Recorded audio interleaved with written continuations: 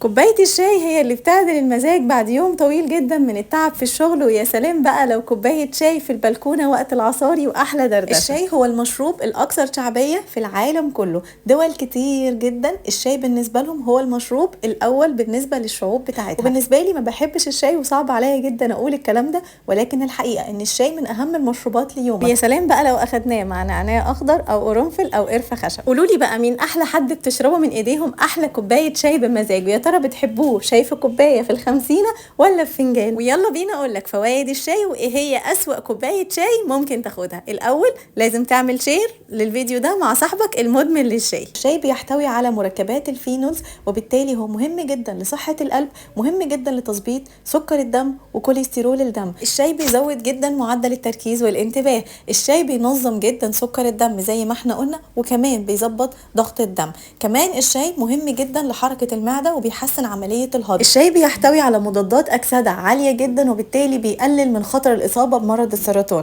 قد ايه الشاي مفيد؟ وفعلا انا بعد ما عرفت كل فوائد الشاي ده قررت ان انا اغير تفكيري فيه واخد ولو كوبايه واحده بس. الحمد لله ظهر الحق، انا كده هشرب شاي طول النهار. للاسف حالات كتير جدا بمجرد ما بتعرف فوائد الشاي بتبدا تشربه طول النهار، وللاسف دي بيمثل خطوره كبيره جدا. امتى الشاي يكون أسوأ نوع شاي ممكن تاخده؟ أصحاب مرضى الدم.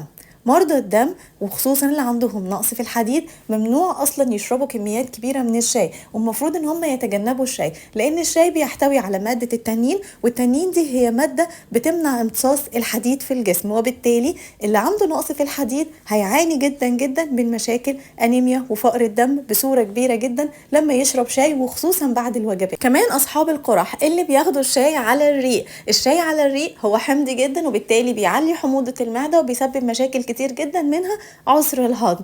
اوقات كتير جدا ممكن تكون ماده ليها فايده واستخدامنا الخاطئ ليها يخليها تعكس فايدتها تماما. كمان السيده الحامل مفروض انها ما تشربش كميات من الشاي لانه خطر جدا عليه. نيجي بقى لاهم نقطه، يا ترى ايه احلى نوع شاي ممكن ناخده؟ يا ترى ناخد الشاي الاخضر بفوائده الكتيره جدا اللي احنا دايما بنسمع عنها، واهمها المنتشر بين الناس ان هو بيساعد جدا في التخسيس، ولا ناخد الشاي الاحمر؟ يا ترى انهي فيهم الافيد؟ ده اللي احنا هنتكلم عنه في الفيديو الجاي.